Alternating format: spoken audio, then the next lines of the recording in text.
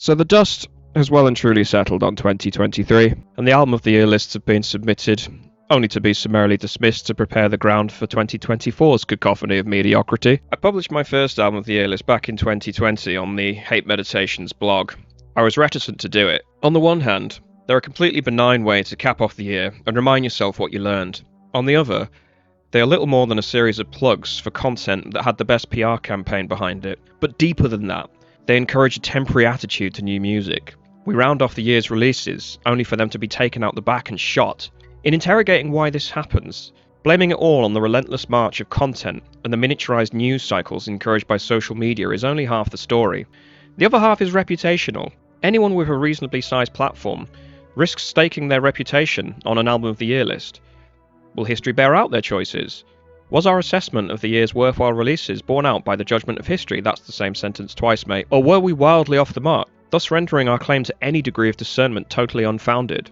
Well, if we collectively continue to quietly euphanize the recent past, we'll never have to answer these questions.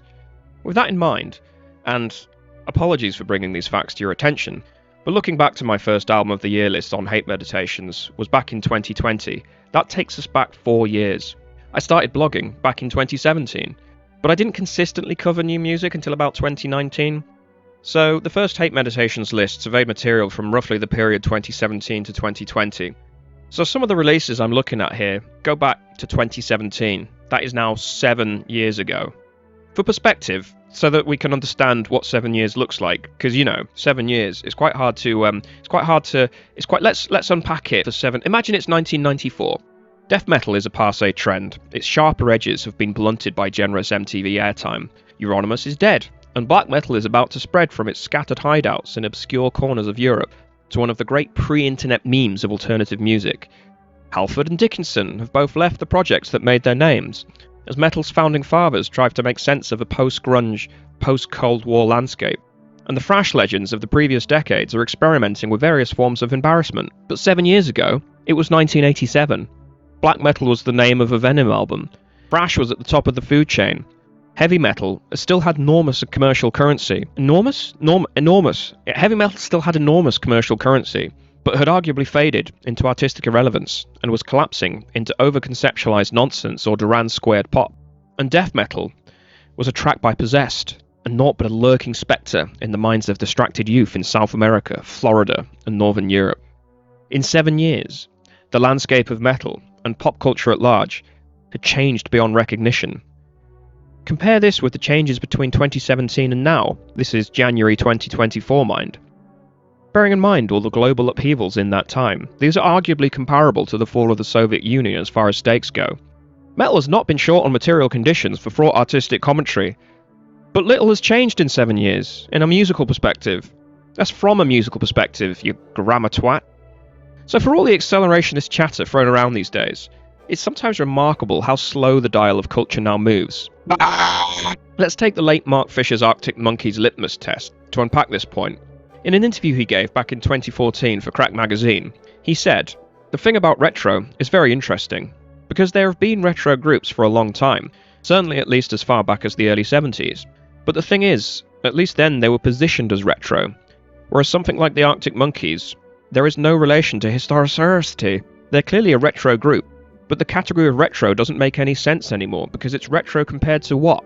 And yeah, I think that sense of future shock is what has disappeared, which was in retrospect a very rapid turnover of styles one was accustomed to. If you were to travel back in time to the 1970s and play someone, the Arctic Monkeys, someone say from Sheffield, it would be entirely unremarkable to them. But if you were living in 1994 and managed to travel back a mere 7 years to 1987 to play your 80s self Burzum Civilisat Taos or Demolich's Nespite for any number of albums at the vanguard of mid-90s extreme metal, your eyebrows would be raised, 80s-ly.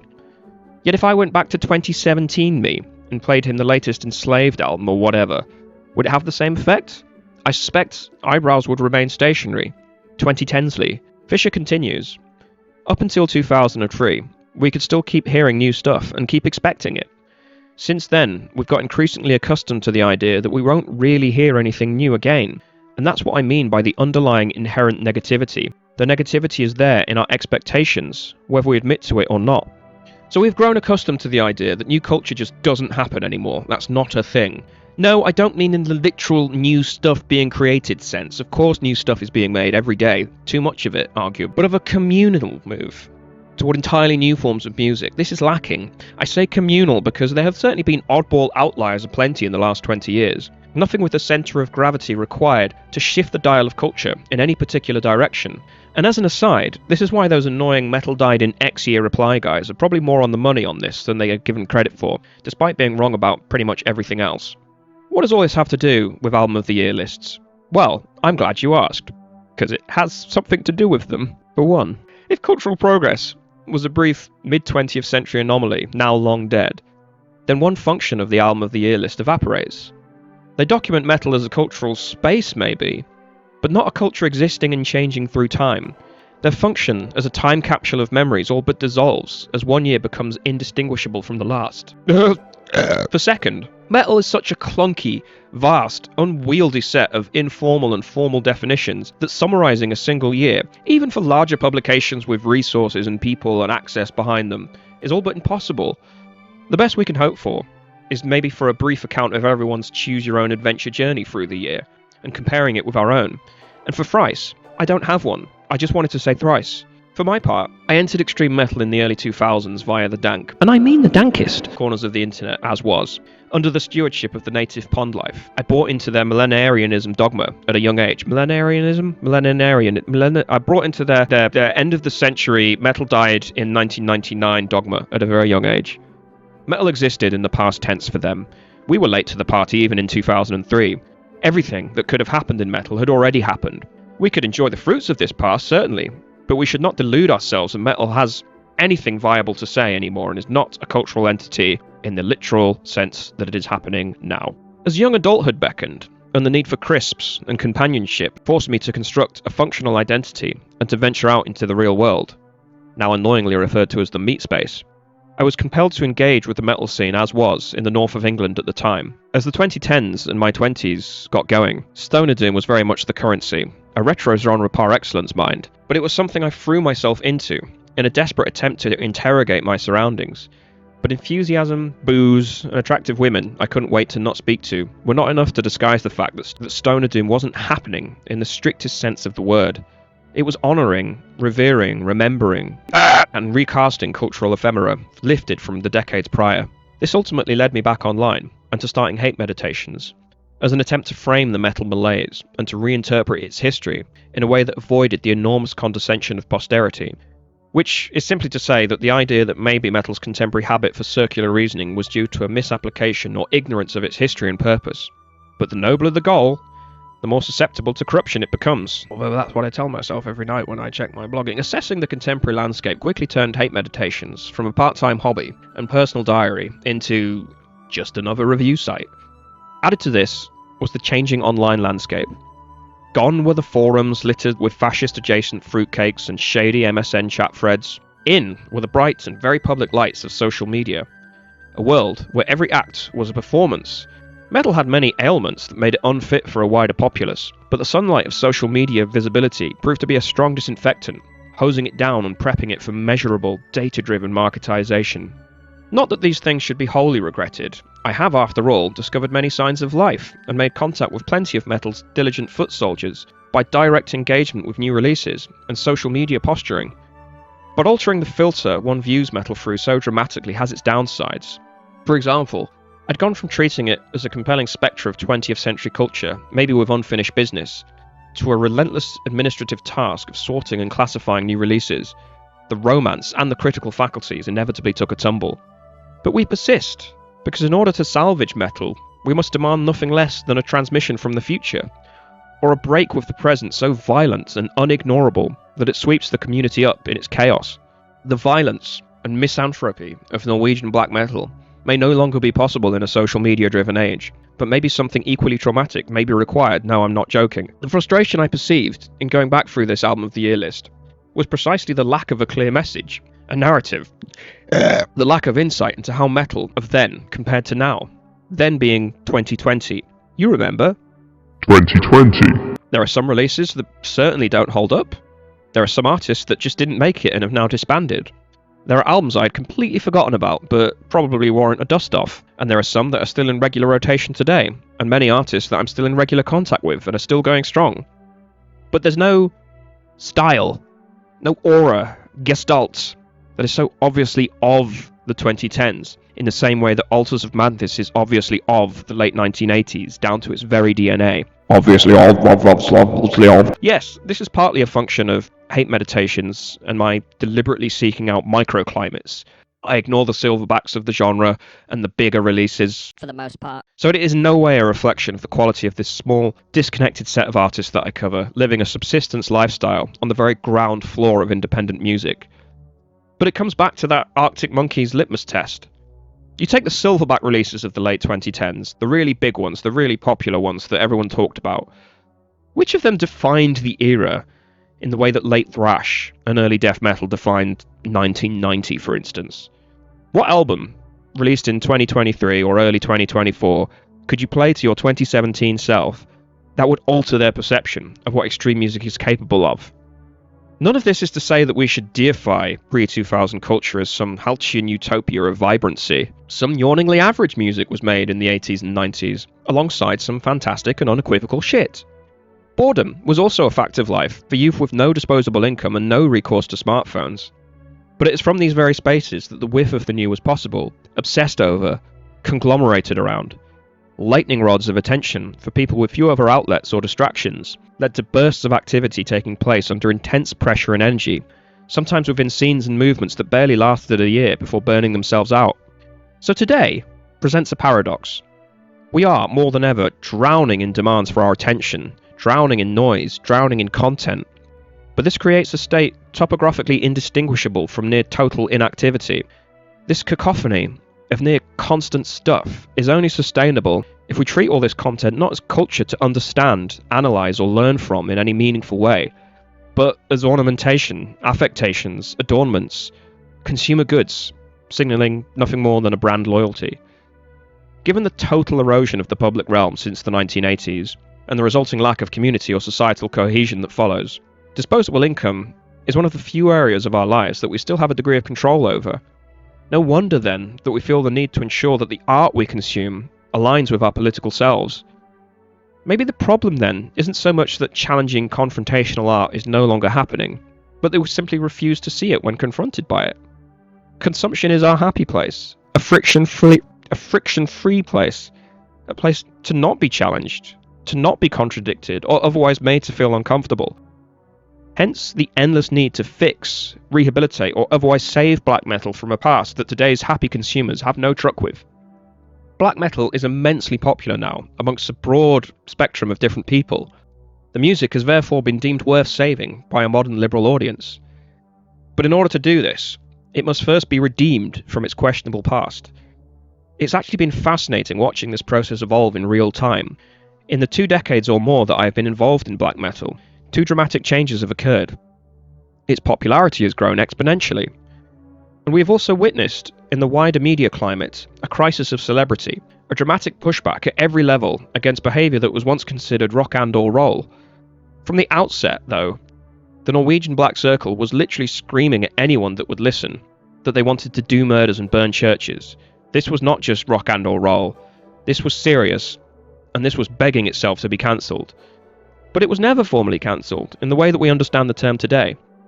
Following Varg's release from prison, and fresh material that he put out in 2010, the mainstream press actually covered it, naively assuming that they could treat Burzum as they would any other artist. Varg quickly made this absolutely impossible. The media, rather than acknowledging their complicity in repopularising Burzum, just quietly ignore him now. But Burzum's influence on this now hugely popular genre cannot be erased, which leads to an array of personal standards on how to confront his music, often in highly individualised, almost confessional language. It's a private activity. I don't financially support him. His work isn't explicitly fascist, or I reclaim his art, or waves wand, the artist is now separate from the artwork. This forgets that although Varg turned out to be the most extreme and vocal within the scene, his views were not unique. Nor was he the only member to commit murder. See, there's Faust on stage, not that long ago, with an audience of adoring fans.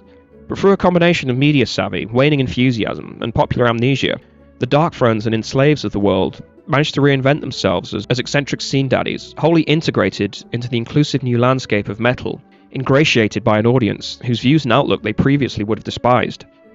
Burzum stands as a reminder that this music is inextricably tied to profoundly illiberal sentiments and would have been deeply hostile to the modern audience now embracing it. Performing intellectual somersaults to make black metal fit with a worldview that demands consumption be morally pure absolves people of living with this contradiction. Do you remember us discussing albums of the year? But it only becomes a contradiction when we moralize art. In lieu of meaningful political outlets, that is precisely what is happening. Moralizing art becomes the last frontier of activism, and when cultural consumption becomes one of the only levers we can pull on to effect a change in our immediate environment, confrontational or otherwise dangerous art becomes a highly problematic prospect. This leads us on to the nub of the issue. No, it is the nub this time, I promise. I look at the current metal landscape, from the aging legacy acts, unable or unwilling to quietly retire and surrender the stage to subsequent generations, to the holograms that will keep their effigies front and centre when they finally do kick the bucket, to the hordes of publications that do nothing more than clog up our news feeds with endless announcements of tours, new releases and other banal court gossip at the bidding of any PR team with enough clout. I look to the level of social media influencers, mid-sized blogs, YouTubers discussing metal as a lifestyle, metal holiday packages and cruises, gift boxes, to the bands desperately vying for attention in this circular nightmare of content, and then to the fans on the ground who, vocal as they can be in metal, have become nothing more than vectors for the transference of clout, cash, clicks, views and likes, the malleable arbiters whose only agency is in expressing a preference for which platform or band should be up this week and down the next. I look at all this, and I wonder what fucking alternative I would actually propose. Or rather, if it was this all along, and any alternatives were mere figments of the underground's imagination. Even that word, by the way, underground, is losing any currency in an age when everyone has the keys to metal's most arcane secrets and knowledge at their fingertips. Metal may have started out by looking at society and answering with a resounding not that, endlessly pointing out the limits of rationality, science, democracy, liberalism, life, screaming like a madman that no matter how far science and rationality advance, we're still just animals, driven by overactive psychic terrors, byproducts and accidents of evolution. Our fantasies, be they theological, hauntological, psychological, and certainly pathological, would eventually catch up with us. But metal doesn't really do this anymore? Or is it simply just moving the same set of signifiers around that were established some 4 decades ago, just moving them around in different configurations? Let's unpack this point further by looking at 2 competing pillars of American death metal. I've got the names here. It's Trey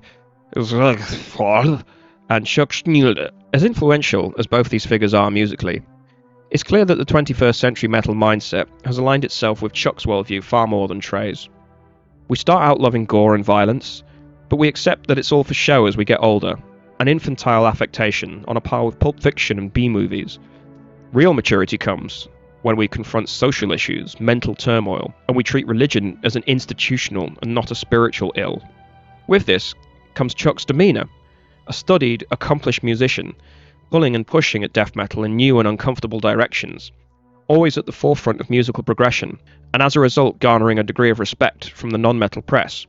He's also personable, approachable, easygoing, and intelligent. You could have a beer with Chuck. And then we have Trey. Yeah, Trey may start in a similar place, although maybe one far more steeped in the occult. But from there, he only goes deeper. From Lovecraftian unknowable horror to Sumerian mythology to almost comically blasphemous sentiments accompanied by a deeply purposeful sense of theatre, Trey is also a highly accomplished musician, but on a way more idiosyncratic level than Chuck. He arguably pulls and pushes death metal in uncomfortable directions to a far greater degree than Chuck ever did, as demonstrated by the fact that Morbid Angel has proved to be far harder to imitate for subsequent death metal bands. And their experimental tangents were, by the late 1990s, very hard to swallow for some fans. As a result, they remain largely misunderstood by a wider, non-metal public, who took it on trust from the metal community that they were one of the most respected bands within the scene. And then we have Trey's demeanour. A shy, awkward, abrasive, even highly problematic character. Sometimes sympathetic, but difficult to understand and certainly a challenging prospect for any interviewer. He is also infantilized and infantilizing. For all the respect still lavished on Morbid Angel as an institution, they represent part of the metal psychology that the community would rather forget. Artists are required to inhabit a fantasy world, but only for creative purposes. It is a fantasy, not a core facet of our personality. It shouldn't influence our psyche or alienate us from the outside world. This is because it fixes the metal persona in a place of inaccessibility. It makes it unknowable and even hostile to those around us. And metal in a social media driven age wants more than anything to be knowable and ingratiating. Seriously, album of the year list? Chuck was knowable. One should be like Chuck. A fan of gore and horror for sure, but always aware that it's just for show. Everyone can understand the appeal of a little make-believe, of dark theatre, but we never buy in to the point of losing ourselves. We never submit to our fantasies or interrogate what they imply. That would be childish. No, maturity is the goal, and maturity, that comes from engaging in social issues, doesn't it? Things everyone can relate to. Chuck doesn't alienate a non-metal fan base. His music is complex, but never embarrassing. It remains grounded in things we recognise. It never becomes too abstract, too extreme. It challenges us, but only on our terms. It creates the conditions for us to present the look, feel, pretense of consuming something extreme and alienating, without actually having to live out those things. There are a set of signifiers, symbols and tropes, and dog whistles that signal to others what kind of products we like to engage with, but if required, we can drop the pretense and re-enter the comforts of civilian life. Morbid Angel, by contrast, they took it way too far. We can never fully buy into their world, because it makes us unpleasant to the outside world, unlikable and lonely. But most importantly, the algorithm doesn't know how to sell the Trey mindset products, because Trey is not wholly driven by a desire for acceptance from peers. If, by engaging too readily and fanatically in the fantasy, we have jettisoned the need for cultural capital, for the respect of our peers, then we've certainly rejected the prerequisites of rational self-interest, required to engage in algorithmically driven consumption. Metalheads have internalized the Chuck mentality, a set of character traits that allow the metalhead to easily function in the normal world. Metal isn't unknowable, says Chuck. It's idle fantasy and social criticism. Great, says normality. We understand this, and we can sell it stuff. You enjoy occultist imagery, black clothes, and challenging music. You're socially conscious, engage in issues, are widely read, are thoughtful. You operate within a highly networked, highly engaged, participatory music scene. We have just the right basket of targeted ads for your demographic. Then we have Trey. The Trey mentality. Can this be funneled into any obvious marketing strategy? But metal has not only forgotten, but is deeply embarrassed by the Trey mentality. A mentally troubled, unlikable, idiosyncratic misanthrope who communicates through highly opaque language and symbology, whose music is challenging to the point of making itself ridiculous, thoughtful to the point of obsession, monomaniacal, swerving wildly between bursts of creative and social energy and deep slumps of inactivity, both economically and literally, and malaise. What does the algorithm do with this? Of course, Trey and Chuck, as people, were never reducible to these broad generalizations that I'm working with here. They are stand-ins for two kinds of mentality I have noticed within the metal community. Point is that in accepting the broader societal conceit that fantasy, religion, and horror are just for show, and that tangible social issues are the real intellectual battleground, metal has made itself just another target audience for the algorithm. It may trade in edgy subject matter, but the behaviour, the psychology of Chuck-minded metal easily maps on to the logic of consumer capitalism. I started this diatribe by trying to give the answer to a simple question.